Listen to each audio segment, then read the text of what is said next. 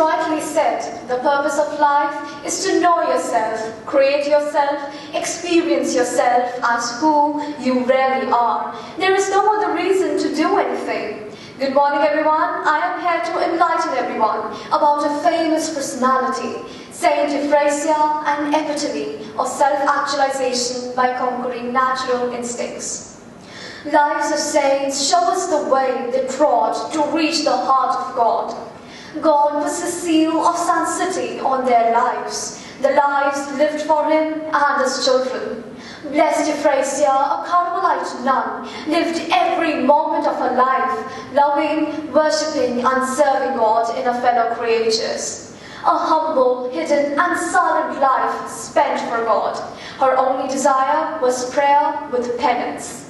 Despite the weaknesses on her frail body, the trials and sicknesses of old age, Blessed Euphrasia spent herself for others and discovered immense joy in doing so.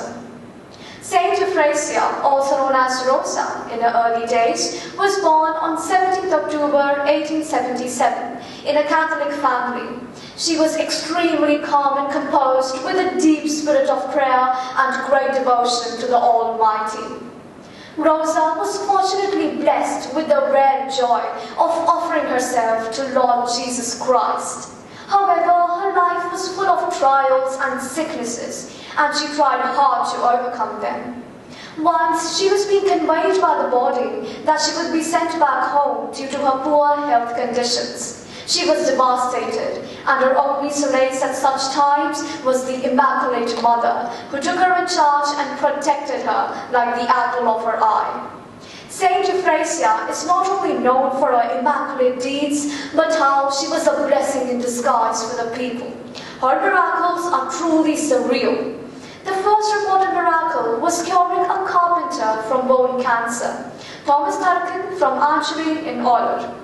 Later, before the surgery, a scan by the doctor showed no sign of tumor, despite an earlier scan report showing clear evidence of tumor. Thomas's sister Rosie later claimed that the cure was the result of a prayer to Euphrasia. The second reported miracle happened to a 7-year-old boy named Joel from Allur in Thrissur district.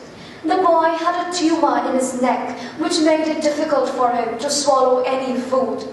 Doctors said that this disease was incurable. Since Joel's family came from a poor background, their only option was to pray for divine intercession.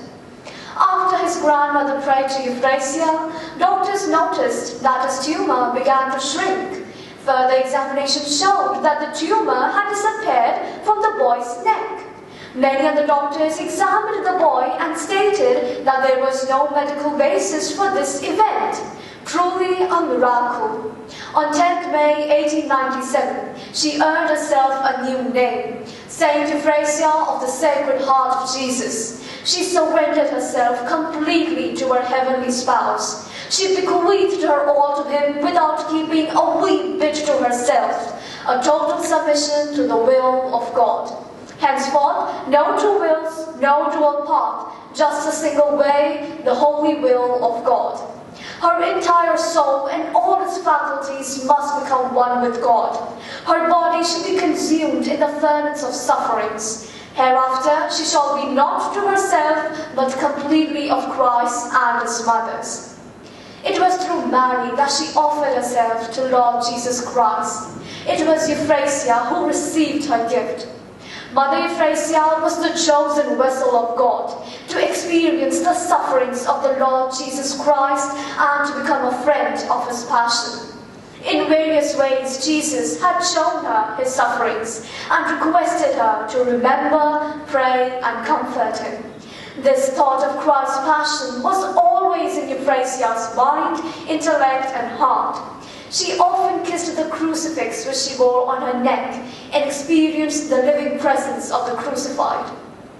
After a long span of spiritually fruitful life of 75 years, St Euphrasia found eternal rest in the Lord on 29th August 1952.